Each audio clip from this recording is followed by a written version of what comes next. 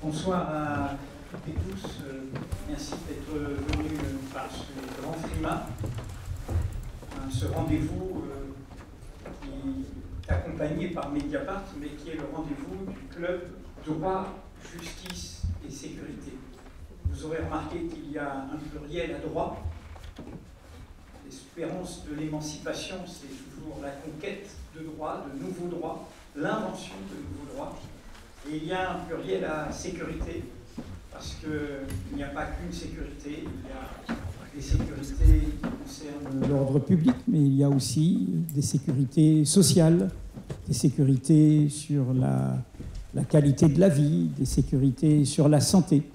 Ce pluriel, avec le trait d'union du mot justice au singulier, dit bien quelle est l'ambition de ce club. Ce que nous allons faire ce soir est en écho avec un rendez-vous précédent dans ce même théâtre, il y a précisément 5 ans, de cela à quelques jours près, c'était le 6 février 2012. Ici même, celui qui était candidat à la présidence de la République pour le Parti socialiste et finalement pour la gauche tout entière, ainsi que le centre au second tour, François Hollande, est venu ici même à l'invitation du club DJS qui présentait, avec certains des intervenants que vous allez entendre de nouveau, qui présentait son manifeste pour la justice. François Hollande est donc venu présenter ici ses propositions sur la justice.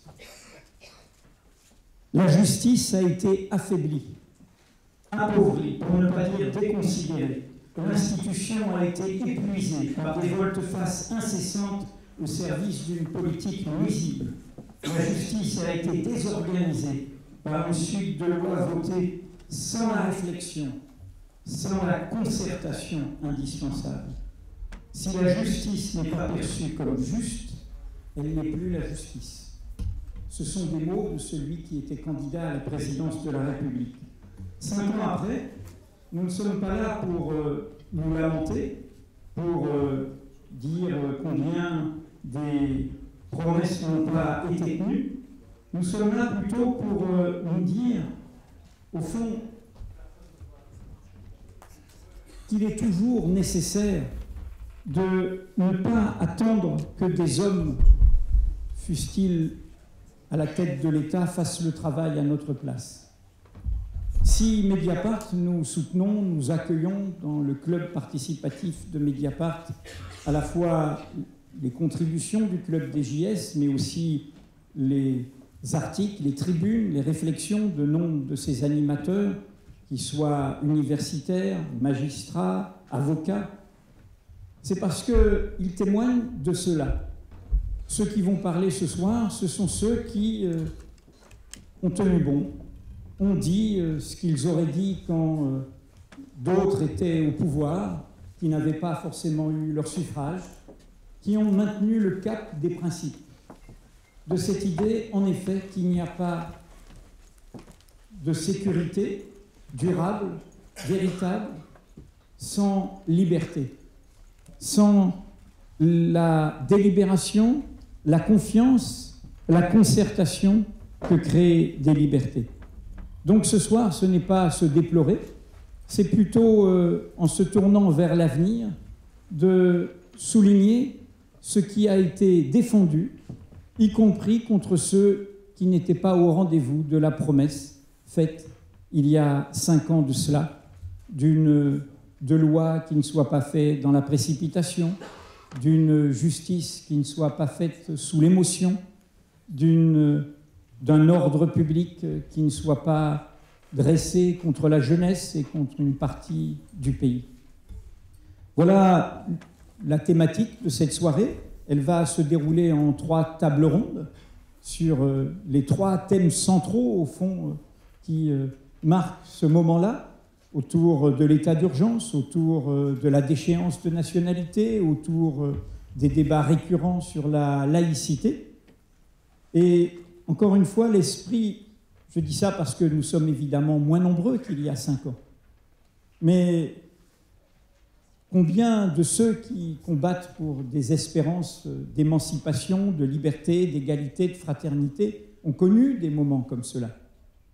Et ce n'est pas au nombre que se calcule la cohérence des convictions et des combats, à la constance, au fait de justement tenir bon quand on est mis à l'épreuve, pas quand c'est facile, pas quand cela fait l'unanimité. Au fond, de se souvenir ce que disait quelqu'un qui a peu gouverné, mais qui pour nous tous reste justement quelqu'un qui a sauvé les principes que tous les oratrices et les orateurs de ce soir vont incarner.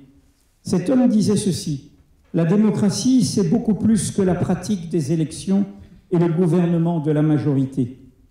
C'est un type de mœurs, de vertu, de scrupules, de sens civique, de respect de l'adversaire. C'est un code moral. C'est évidemment Pierre Mendès France qui parle. Je passe la parole à Mathieu Boissavy, qui est avocat au barreau de Paris et qui est président du club Droit, Justice et Sécurité.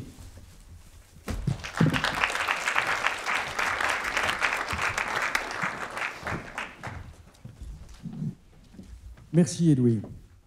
Bonsoir à tous. Je suis très heureux de vous accueillir ce soir pour cette conférence débat que le Club Droit, Justice et Sécurité organise avec Mediapart sous le titre « Pas de sécurité sans liberté ». Je vous remercie d'abord d'être si nombreux. Vous avez bravé le froid polaire à Paris et je sais que beaucoup d'entre vous sont déjà refroidis, que dis-je, glacés par les discours martiaux, anxiogènes, fanatiques qui voudraient nous fermer les yeux, l'esprit, les cœurs. Beaucoup d'entre nous, face aux menaces et aux attentats d'une part, et aux réactions politiques inappropriées qui les provoquent d'autre part, ont peur de perdre espoir d'un meilleur avenir en France. Mais nous ne nous résignons pas. Nous avons décidé de nous réunir, de parler et de réfléchir sans crainte et de nous tenir chaud, car je souhaite que cette soirée soit aussi chaleureuse que stimulante intellectuellement, et que nous repartions avec la force des idées et des mots pour convaincre ceux qui doutent encore qu'il existe des chemins contre la résignation, contre le renoncement, contre la soumission. À l'annonce de cette conférence débat, nous avons reçu de très nombreux témoignages d'intérêt. Et sans aucun doute, elle répond à un véritable besoin d'écouter nos intervenants éminents sur ces trois sujets qui préoccupent tous les Français et tous les étrangers qui vivent sur notre sol. Nous avons besoin de réflexion sur les conséquences de cet état d'urgence qui s'installe dans la durée. Et pour cela, nous en parlerons avec Paul Cassia, professeur agrégé des facultés de droit, qui vient d'écrire un ouvrage remarquable contre l'état d'urgence aux éditions Dalloz. Nous en parlerons aussi avec Vanessa Codaccioni, maître de conférences en sciences politiques, et William Bourdon, avocat au barreau de Paris, mon confrère, qui publie ce mois-ci un livre aux éditions Plomb sur les dérives de l'état d'urgence. Nous parlerons également, deuxième table ronde, sur les politiques en place concernant l'immigration et leurs effets sur notre citoyenneté, avec Damien Carême, un maire exemplaire, le maire de Grande-Synthe, avec également Geneviève Jacques, présidente de la CIMAD, et Patrick Veil, directeur de recherche au CNRS. Malheureusement, Pierre Jox, qui devait être parmi nous ce soir, n'a pas pu venir. Nous le saluons. Enfin, sur les combats en cours qui tentent de redéfinir la laïcité, nous aurons le plaisir d'écouter Jean-Louis Bianco, le président de l'Observatoire de la laïcité, Christine Lazerge, la présidente de la Commission nationale consultative des droits de l'homme, et Valentine Zuber, directrice d'études à l'École pratique des hautes études. Mesdames et messieurs les intervenants, nous vous remercions par avance pour vos interventions. À l'annonce de cette soirée, j'ai aussi reçu un message me disant « Très bien cette conférence, mais surtout, n'oubliez pas, pas de liberté sans sécurité. » Bien sûr que nous ne l'oublions pas, mais nous assumons de renverser les préjugés de la doxa dominante. La doxa dominante voudrait nous faire croire que la sécurité serait si prééminente dans la hiérarchie des valeurs qu'on pourrait très bien vivre uniquement avec elle. Que le reste, les libertés, serait un accessoire presque un luxe, très superflu en cas de menace, de risque ou de crise. Ce discours simpliste nous dit que face à la menace terroriste ou face au fanatisme religieux, les droits procéduraux et les garanties contre l'arbitraire et pour le respect de la tolérance devraient être abdiqués.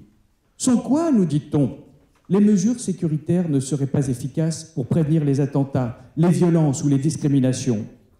Or, nous constatons le contraire. Et je dis bien nous constatons, car nous ne défendons pas ici une posture dogmatique, mais le constat de faits objectifs. Oui, nous soutenons avec force qu'il n'y a pas de sécurité digne d'une société démocratique, que nous souhaitons sans le respect des libertés publiques et individuelles. Et oui, nous constatons que la politique dite du tout sécuritaire est inefficace pour garantir la sécurité elle-même dans notre société. Nous avons la faiblesse de penser que la réalité est plus complexe que celle que voudrait nous faire croire le discours d'un candidat populiste en campagne. Et nous avons l'honneur de vouloir comprendre les faits et les causes de ces faits. Le débat entre nous ne peut être raisonnable qu'après avoir exposé le plus objectivement possible les faits qui concernent l'état d'urgence, l'immigration et la laïcité. Comme le disait si bien Hannah Arendt, la liberté d'opinion est une farce si l'information sur les faits n'est pas garantie et si ce ne sont pas les faits eux-mêmes qui font l'objet du débat. Vouloir comprendre, c'est donc d'abord exposer les faits de la réalité avant de débattre des opinions. Et c'est pourquoi nous sommes si heureux d'organiser cette soirée avec Mediapart. S'il est aujourd'hui un journal qui est bien soucieux de rechercher les faits, de les exposer longuement dans ses articles, c'est bien celui-là. Et je remercie Louis Plenel, qui a tant fait pour cette presse-là, d'avoir bien voulu accepter d'être le modérateur de nos débats. Vouloir comprendre la terreur, le fanatisme, vouloir les expliquer, ce n'est pas les justifier, ce n'est pas les accepter et encore moins les excuser. Nous, avocats, savons bien que la volonté de comprendre le parcours d'un homme et ses causes, les causes de ses actes, ce n'est pas justifier son parcours ni ses actes. Pour le dire autrement, défendre un homme accusé d'un crime, ce n'est pas défendre le crime. C'est cette subtilité, cette nuance que nous voulons défendre ce soir, car elle est source d'intelligence, de respect et de compréhension. Et les avocats, qui sont si nombreux ce soir, et je voudrais les en remercier ici, sont en première ligne pour ce combat dans la défense des libertés, pour plus de sécurité. Et donc nous sommes aussi très honorés de la présence de Madame la vice-bâtonnière du barreau de Paris, Dominique Attias, ainsi que du prochain vice-bâtonnier élu, Basile Adair. Un dernier mot. Le club droit, justice, sécurité réunit depuis 2009 des avocats, des magistrats, des professeurs de droit, des gens qui travaillent pour la justice et aussi pour la sécurité dans notre société. Notre credo est qu'on ne peut pas, ou qu'on ne devrait pas, opposer la justice à la sécurité, que les deux sont conciliables pour le bien commun, pour peu qu'on les mette en équilibre. Nous avons rédigé en 2012 un manifeste pour la justice qui a été publié aux éditions du Cherche-Midi. Ce livre devait inspirer quelques réformes. Certaines ont été mises en œuvre, trop peu. Disons aujourd'hui qu'il est toujours d'actualité. Nous avons même reçu ici, en février 2012, vous le rappelez, Edoui, un candidat à l'élection présidentielle qui nous a tenu un discours, le discours du De Jazet, certes moins connu que le discours du Bourget, mais qui a existé tout de même et qui nous avait donné beaucoup d'espoir. Disons que là aussi, nous avons dû, comme beaucoup d'autres, revoir nos espérances à la baisse. Nous ne cessons pas de le dire avec les magistrats, les avocats, le peu de considération que les politiques français ont de la justice, l'état indigne et insalubre de nos prisons, le peu de moyens alloués pour la réinsertion, le manque de respect pour les magistrats, pour les droits de la défense et le personnel judiciaire sont des causes de troubles sociaux et d'insécurité bien plus grandes qu'on ne l'imagine. Alors cette année, DJS n'a pas invité de candidat à la présidentielle pour venir s'exprimer. Nous ne comptons que sur nos propres forces et les forces des institutions et des associations avec qui nous partageons les mêmes valeurs. Et nous invitons tous ceux qui sont intéressés par nos travaux à nous rejoindre. Enfin, je voudrais rendre hommage ici aux anciens présidents de DJS, Thomas Clay, Christine Lazerge, Jean-Pierre Mignard, Sabrina Goldman, Dominique Coujard. La phrase de Benjamin Franklin, « Un peuple prêt à sacrifier un peu de liberté pour un peu de sécurité ne mérite ni l'une ni l'autre et finit par perdre les deux ». Elle est écrite en gros sur le mur du cabinet d'avocats de Jean-Pierre Mignard. Elle a présidé nos débats pendant de nombreuses années. Je veux remercier également tous ceux qui ont organisé activement cette soirée, notamment Eric Spitz, Raphaël Parisot, Nathalie Duhamel, Paul Cassia, Christine Lazerge, de nouveau Christine, notre vigie. Je n'oublie pas de remercier aussi le directeur du Théâtre des Jazets, M. Jean Bouquin, et son assistante, Mme Loupe Vélez, ainsi que le régisseur, qui nous accueille si gentiment et avec le chauffage. Mais place maintenant à nos intervenants. Merci.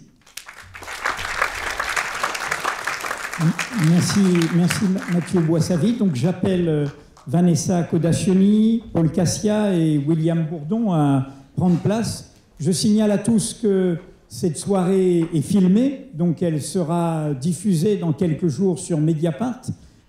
Le miracle du numérique, c'est qu'il y a du monde dans les salles, mais après il y a encore plus de monde dans le replay, le partage sur les réseaux sociaux. Donc après avoir participé à cette soirée, faites-la connaître et transmettez un peu tout ce qui a été dit et invitez à aller la visionner. Donc première table ronde, l'état d'urgence. L'état d'urgence qui, vous le savez, est en place dans notre pays depuis maintenant plus d'une année et jusqu'à l'année prochaine.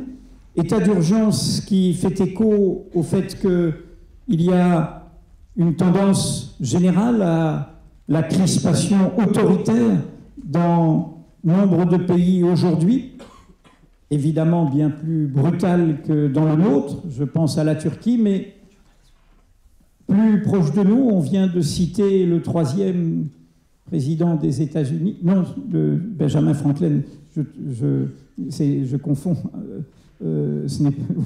c'est un autre auquel je pensais.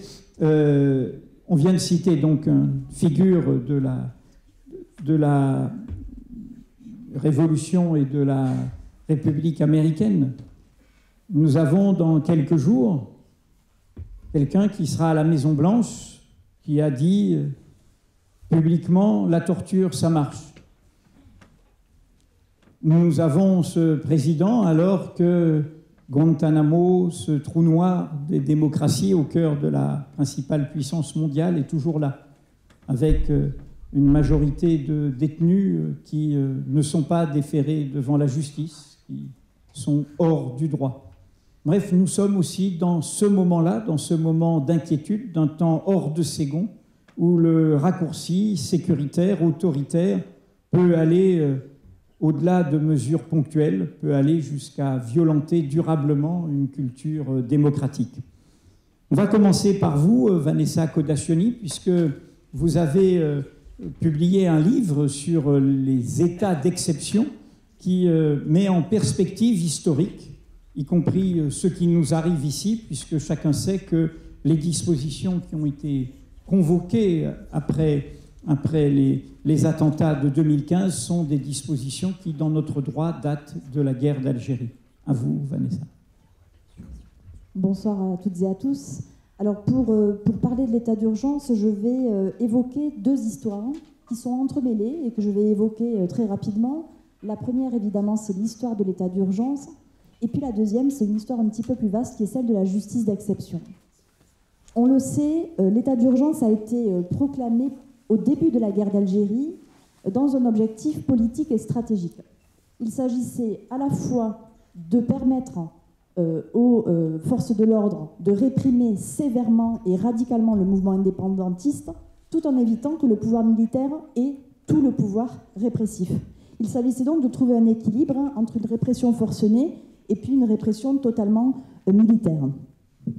Et effectivement, il s'agissait aussi d'empêcher le FLN de recruter de nouveaux membres et d'attirer des sympathisants, d'où un ensemble de mesures, comme l'a rappelé l'historienne Sylvie Thénault, pour contrôler une population, des idées et un territoire.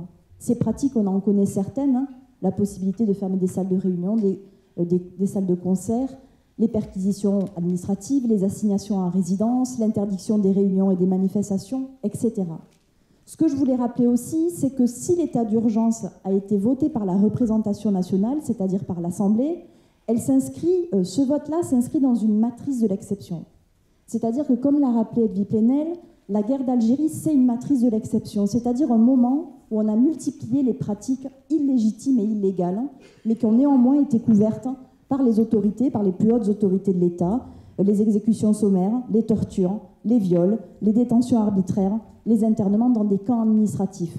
Donc il ne faut pas oublier que lorsqu'il y a une législation, même votée par la représentation nationale, elle peut cacher, en tout cas servir à moins visibiliser d'autres pratiques beaucoup plus répressives et meurtrières.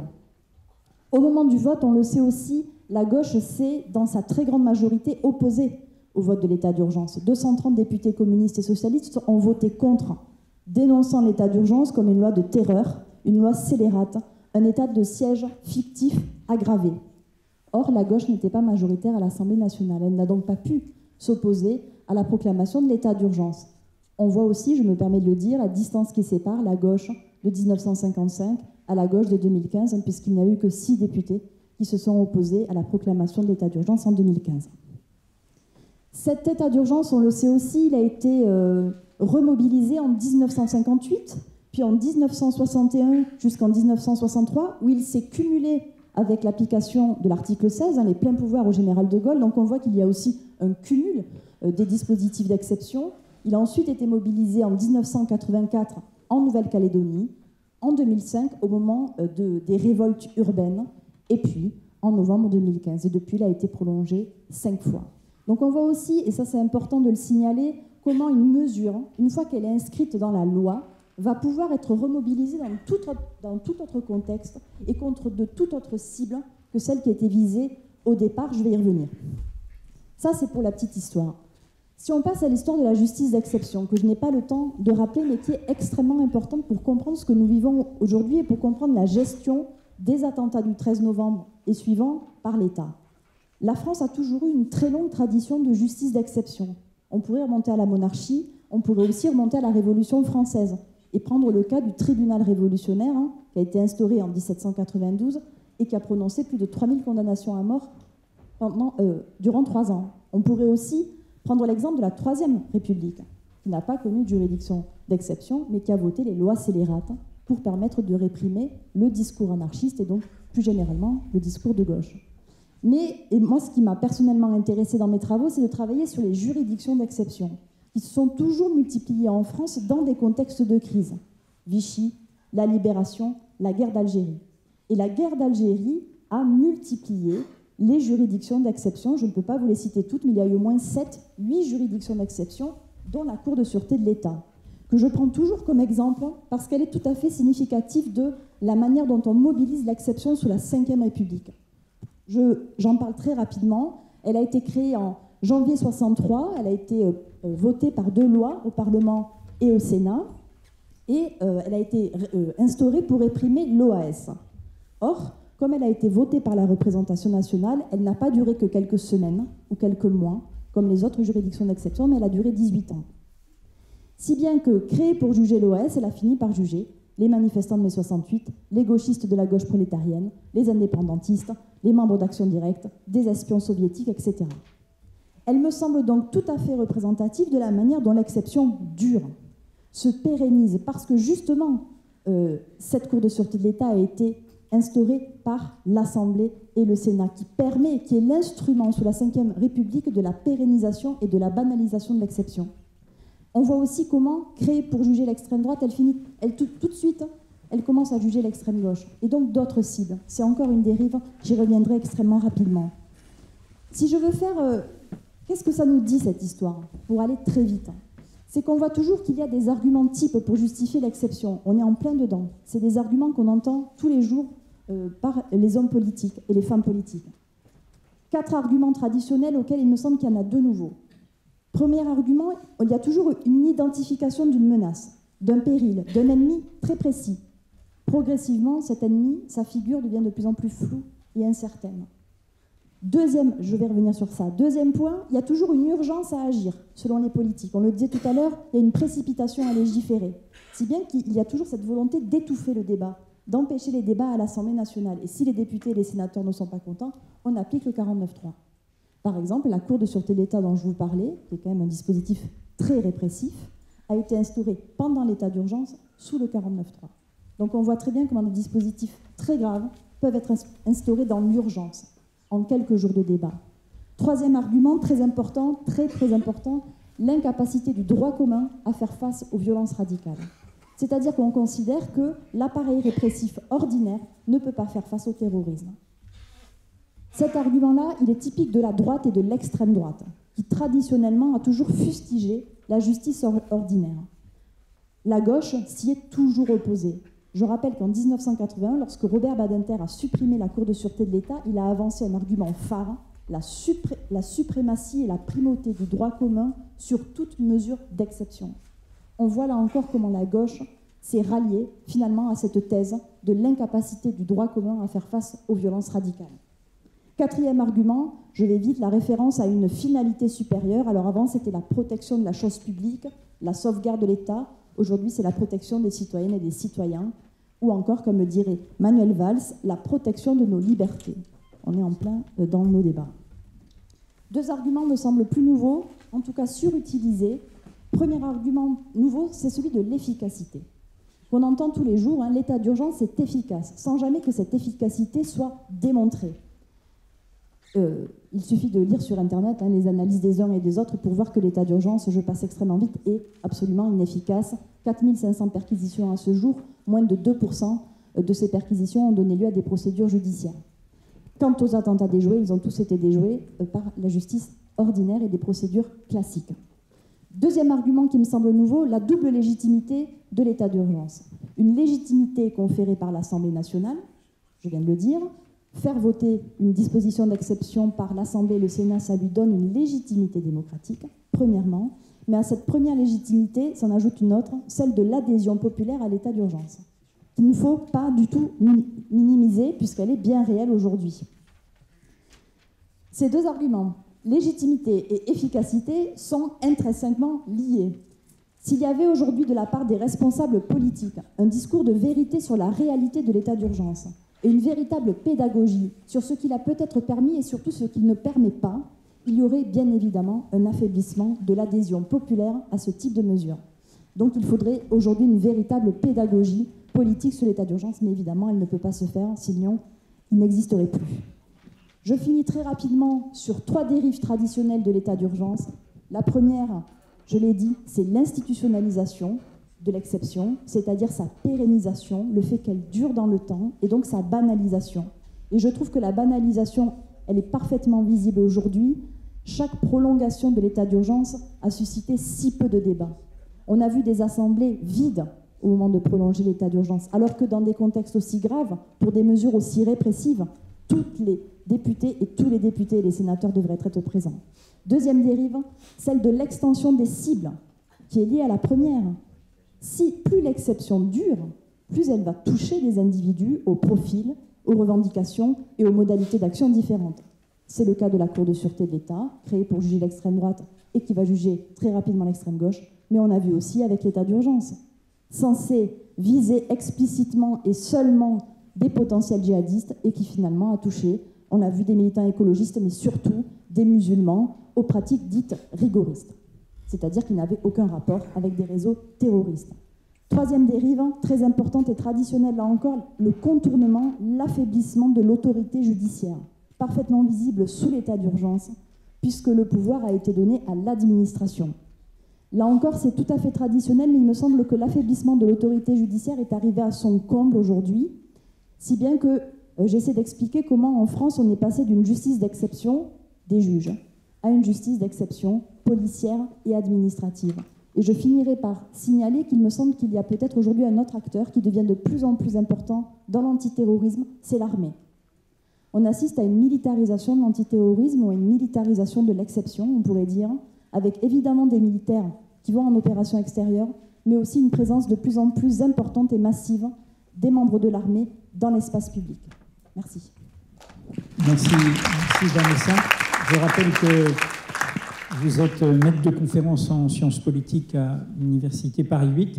Et je rappelle, en écho avec ce que vous venez de dire, Pierre Jox, qui en fut témoin, serait là, nous le rappellerait, pour rappeler l'état d'urgence de 55, 56, la suite. Cela ne résout pas, il y a de nouveaux attentats, eh bien, il faut continuer dans la même veine, surenchérir. Ce fut les pouvoirs spéciaux, et ce fut justement le passage à des pouvoirs de police confiée à la force armée, avec toutes les conséquences pour la démocratie. Et Pierre Joxerella, lui qui fut au sein de la sécurité militaire, l'un de ceux qui combattit les factieux à Alger même, il pourrait nous le dire. Je rappelle aussi que sur le blog de Mediapart de DJS, vous pouvez retrouver, car il faut rappeler que DJS, à tous ces moments-là, a alerté, vous trouverez l'argumentation faite contre l'état d'urgence par le club DJS dès décembre 2015. Il y avait aussi, et nous en parlerons tout à l'heure, la déchéance de nationalité, contraire à notre histoire, à nos valeurs et à notre droit. Ces documents sont là, sont en accès libre. N'hésitez pas à les consulter, comme vous pouvez consulter le blog de Paul Cassia, qui est professeur à l'école de droit de la Sorbonne, donc à l'université Paris 1, et qui documente en permanence ces questions et qui a du virtuel au réel, je veux dire par là du digital au papier, traduit ça dans un livre qui est aujourd'hui déjà un livre de référence qui s'appelle « Contre l'état d'urgence ». À vous. Merci beaucoup, Edoui. J'ai en réalité peu de choses à ajouter à ce que vient de dire Vanessa, si ce n'est pour m'interroger sur une question qu'on ne se pose plus. Pourquoi est-ce qu'on n'arrive pas à sortir de l'état d'urgence ? Il est assez facile d'entrer dans l'état d'urgence. Il suffit, entre guillemets, que le président de la République prenne un décret déclarant l'état d'urgence. Mais il est encore plus facile d'en sortir, parce que la loi du 3 avril 1955, qui finalement n'est pas si mal faite que ça, comporte pas moins de 5 portes de sortie de l'état d'urgence. Certaines d'entre elles sont prises de manière volontaire par les pouvoirs publics, et d'autres sont prises de manière automatique. Et l'une de ces portes s'est ouverte il y a quelques semaines. Elle résultait de la démission du gouvernement Valls. La loi du 3 avril 1955 prévoit que, automatiquement, l'état d'urgence prend fin 15 jours après la démission du gouvernement. L'état d'urgence aurait dû s'achever le 21 décembre 2016. Mais cette porte entrouverte a été aussitôt refermée par les pouvoirs publics, et qui non seulement l'ont refermée, mais ont procédé, vous l'avez rappelé tout à l'heure, Edoui, à la prolongation la plus longue pour 7 mois de l'état d'urgence jusqu'au 15 juillet 2017. Alors, comment expliquer cette appétence pour l'état d'urgence ? Je crois qu'elle tient à une raison juridique et à 3 raisons politiques. La raison juridique, c'est que l'état d'urgence peut être prolongé, non pas une fois, non pas 2 fois, non pas 3 fois, mais de manière indéfinie. Et ce point-là est assez curieux. La loi du 3 avril 1955 prévoit un décret de déclaration d'état d'urgence et évoque une loi de prorogation, loi qui fixe de manière définitive la durée de l'état d'urgence. Mais le Conseil constitutionnel a décidé, souverainement, en décembre 2015, que l'état d'urgence pouvait être prorogé sans limitation.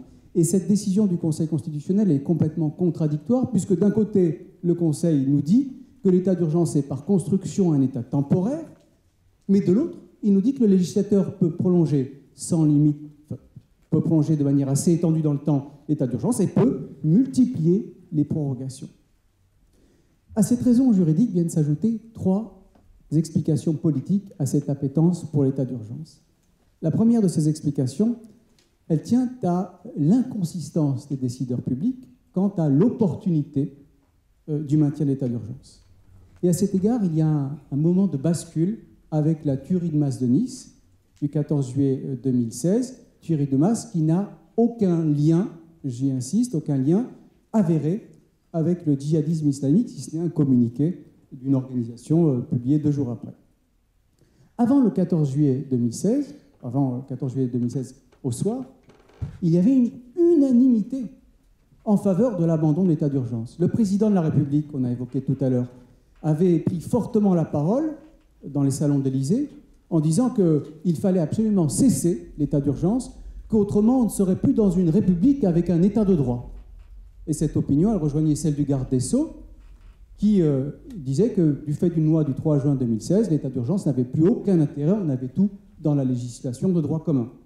La très droitière commission des lois du Sénat avait publié le 13 juillet 2016 un communiqué de presse soulignant, je cite, l'inutilité, ce n'est pas mes mots, ce sont les leurs, l'inutilité de l'état d'urgence, et Philippe Bas président de cette commission, le mois précédent, le 4 mai 2016, disait en séance publique « Il faut admettre que ce n'est pas l'état d'urgence qui assure notre sécurité ».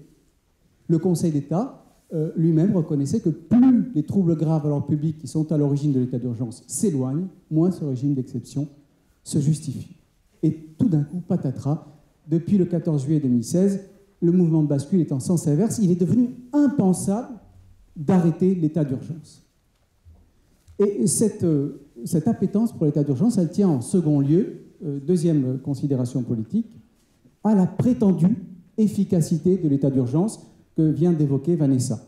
Je serai très bref sur ce point aussi. Cette efficacité, le président de la République nous l'affirme sans cesse depuis novembre 2015. C'est ce que faisait aussi son ancien Premier ministre, comme son actuel Premier ministre. Et cette efficacité, elle n'est jamais démontrée.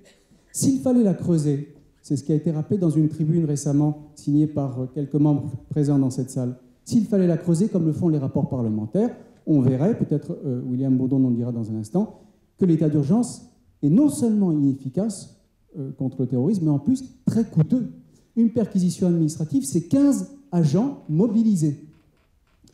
Et cette inefficacité, elle se vérifie en pratique, Vanessa l'a dit. Le ministre a évoqué 17 attentats déjoués.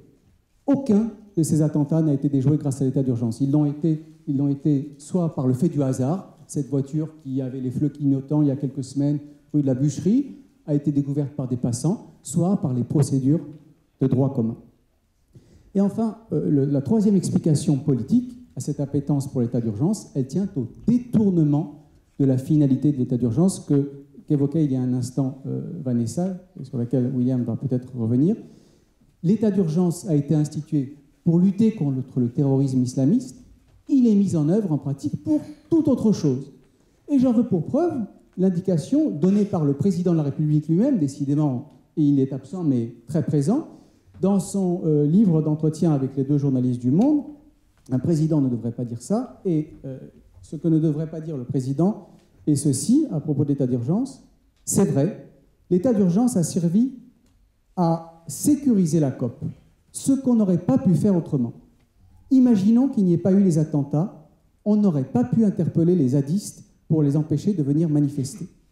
Cela a été une facilité apportée par l'état d'urgence pour d'autres raisons que la lutte contre le terrorisme, pour éviter qu'il y ait des échauffourées. On l'assume parce qu'il y a la COP. Mais cette reconnaissance, elle vaut pour toutes les mesures de l'état d'urgence. Les assignations à résidence, la fermeture des lieux de culte. Une mosquée fermée à Aiguevilly, ce n'est pas parce que cette mosquée est un foyer du terrorisme, c'est parce que cette mosquée pose des problèmes, je cite le tribunal administratif, de cohésion sociale à Aiguevilly. Les interdictions de séjour, elles sont faites pour empêcher des gens de manifester ou pour permettre l'évacuation de la jungle de Calais. Les perquisitions administratives, elles sont utilisées pour que les services de police vérifient les renseignements qu'ils ont ou qu'ils souhaiteraient avoir. Les fouilles de bagages et de véhicules, qui sont des mesures massivement utilisées sans aucun contrôle juridictionnel. Aucun. Ces fouilles de bagages et de véhicules, elles sont utilisées pour réguler les flux de circulation. Elles sont utilisées parce que dans certaines zones, il y a beaucoup de vols avec effraction. On pourrait multiplier les exemples à l'infini. Et on comprend alors, j'en terminerai par là, que l'exécutif ait beaucoup de mal à se passer de l'état d'urgence parce que ce régime, censé être exceptionnel, est devenu un très utile complément des prérogatives de police de droit commun de l'administration. Et ce point-là, comme vient de le dire Vanessa, ne doit pas être accepté. Comme le soulignaient les auteurs de la tribune récemment publiée dans Le Monde, il ne faut pas se résoudre à la banalisation d'un régime d'exception fortement attentatoire aux libertés des personnes concernées. Pas les nôtres, pas encore, mais les leurs, et qui sait, peut-être, le cercle pourra s'élargir. Donc la question redoutable de la banalisation de l'exception, elle est posée, et sur ce point, je m'en tiendrai à ce qu'avait dit Robert Badinter au lendemain des attentats de Charlie Hebdo. Ce n'est pas par des lois d'exception qu'on défend la démocratie contre ses ennemis. Merci Paul. Alors j'ai dit que vous aviez fait un livre de référence, mais il y en a un deuxième qui arrive. C'est le premier exemplaire qu'a son auteur, il peut le brandir. William Bourdon, vous êtes avocat au barreau de Paris. Et donc, à partir, y compris de votre expérience concrète de défenseur des libertés, du droit, vous publiez un livre sur les dérives de l'état d'urgence. Et vous allez nous rappeler combien, en effet, ça n'arrive peut-être pas qu'aux autres et que nous entendions un petit peu tout ce qui est vécu par les populations qui sont ciblées par cet état d'urgence. Oui, merci Edoui.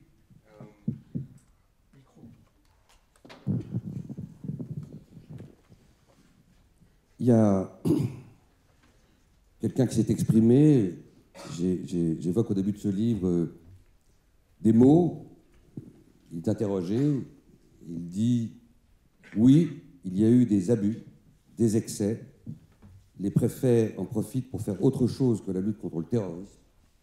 Donc on a demandé aux préfets de faire attention, surtout si l'état d'urgence devait être prolongé, car à un moment, ça serait insupportable. » Ces mots sont ceux de François Hollande, dans ses confidences à Davet et Fabrice Gall.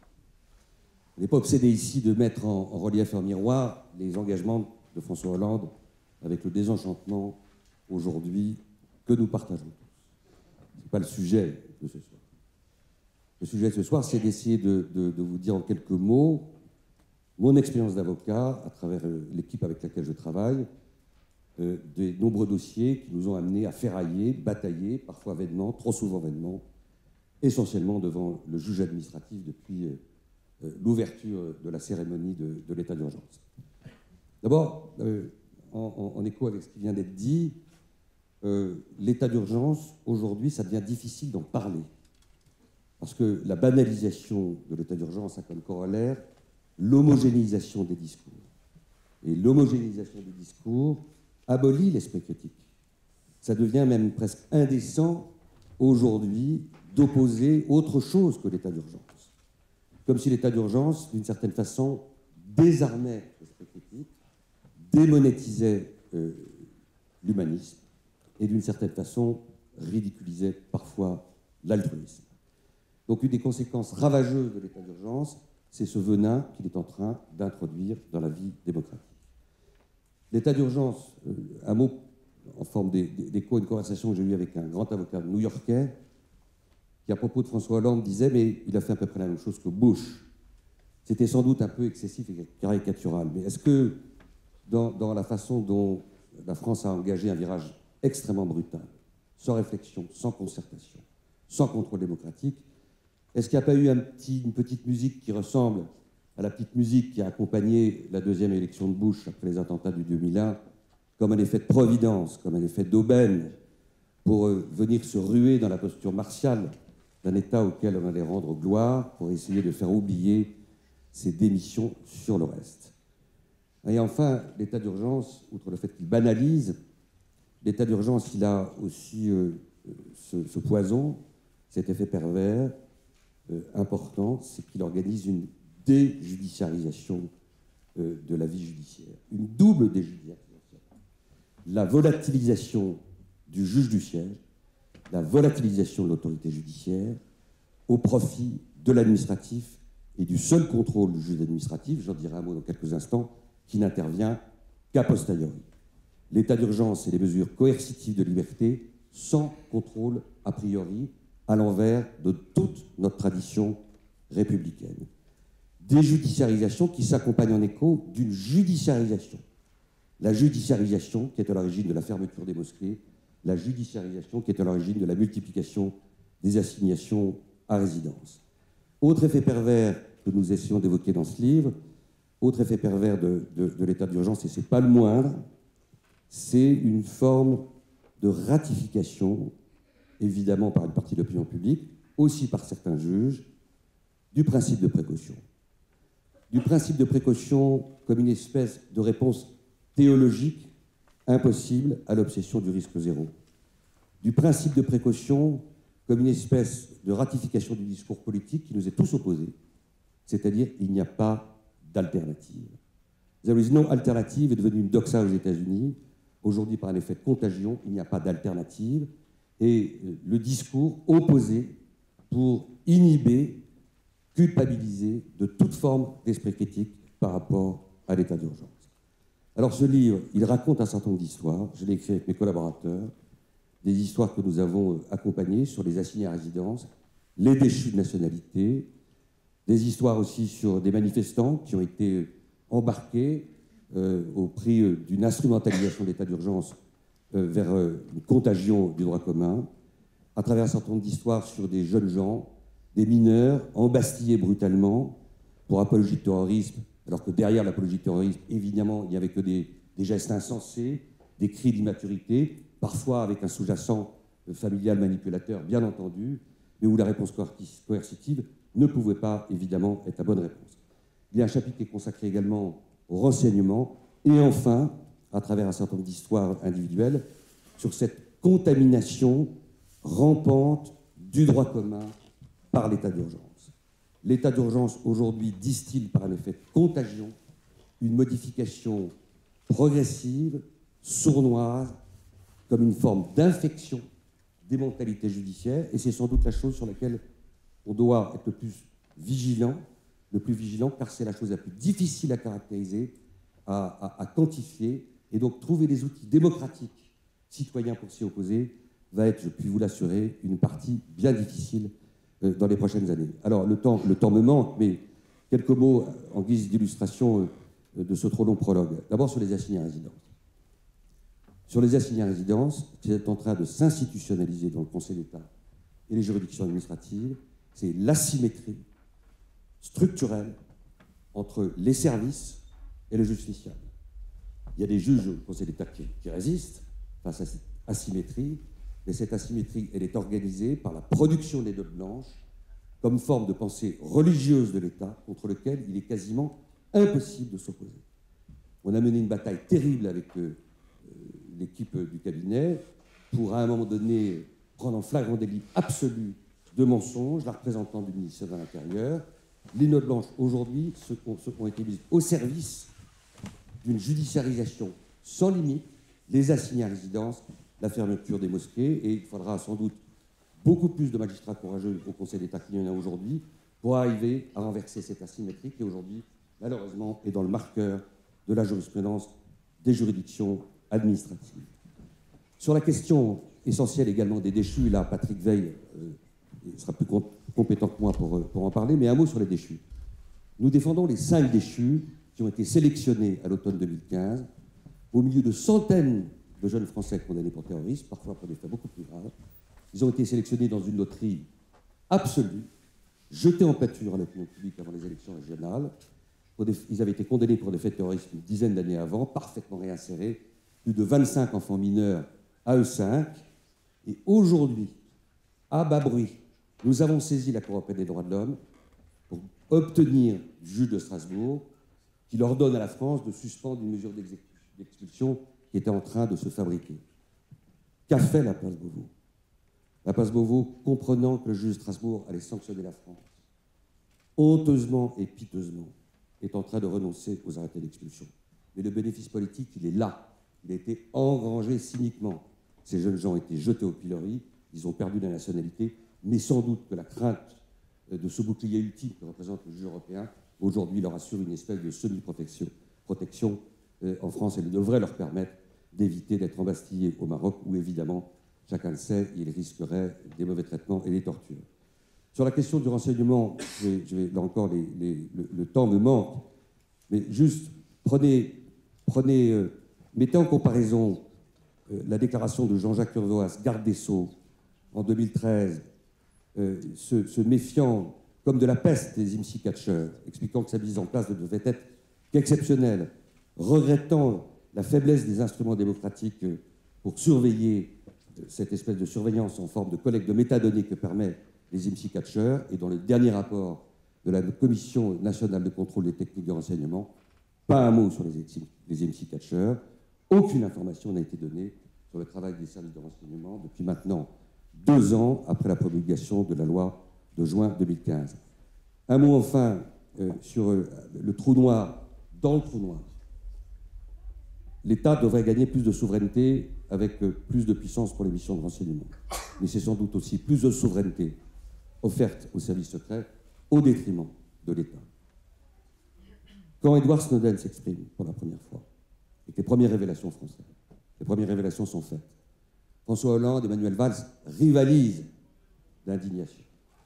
Aujourd'hui, le dispositif qui a été mis en place par la loi sur le renseignement interdirait de façon absolue ou quasi absolue à un Edward Snowden français d'exister.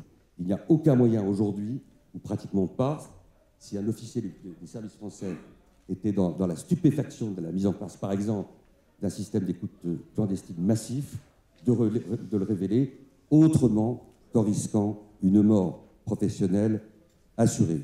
Alors il y a d'autres histoires que nous racontons qui illustrent la liberté d'expression sous la menace de l'état d'urgence, et également cette contamination du droit commun que j'évoquais. La contamination du droit commun, c'est quoi? En écho à ce que vous venez de dire. C'est le fait que sur ces 4000 perquisitions, il y a eu un pourcentage ridicule de procédures ouvertes pour terrorisme. Des procédures importantes, des centaines en droit commun. Tous les jeunes gens criminalisés dans des procédures de droit commun, nés des perquisitions administratives, ont été en quelque sorte frappés du sceau de l'infamie d'avoir été criminalisés du fait de l'état d'urgence. Et ça a provoqué chez un certain nombre de magistrats, on l'a vu, des logiques de soupçon. Des logiques de soupçon qui me font dire, je vois qu'il faut que j'arrête, je le vois dans les yeux d'Edoui, des logiques de soupçon qui font qu'un des effets de l'état d'urgence, c'est l'admission, même si évidemment des juges résistent, c'est l'admission du fait que dans des dossiers de terrorisme, on exige en termes de preuves beaucoup moins que ce qu'on exigerait dans des dossiers de droit commun. C'est la logique de soupçon qui se substitue à la logique de la preuve. C'est la logique du au cas où, c'est la logique de on ne peut pas se permettre de qui se substitue à la logique de l'administration de la preuve. Et ça, c'est sans doute, pour les avocats que nous sommes, une bataille parmi les plus difficiles à mener. Alors, 3 mots de conclusion. Est-ce que ceux qui seront en responsabilité demain sauront faire l'inventaire, courageusement, démocratiquement et de façon transparente, de l'efficacité de l'état d'urgence, sauront éviter l'instrumentalisation du secret défense pour éviter un véritable débat démocratique?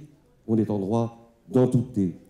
Il y a eu beaucoup de mots qui ont accompagné l'état d'urgence, des mots chargés, des mots lourds, ceux de Manuel Valls, faisant mine de faire croire que l'explication d'un geste se confondait avec sa justification, des mots très lourds et qui ont été aussi très dramatisants de l'état d'urgence, et puis un mot en forme d'écho vers l'international.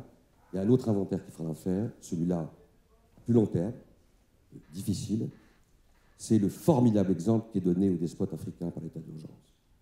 C'est les boîtes à outils qu'aujourd'hui les services secrets français sont en train d'offrir à un certain nombre de despotes africains pour leur expliquer comment on va lutter contre le terrorisme, comme une espèce de message universel à l'envers que la France est en train de renvoyer.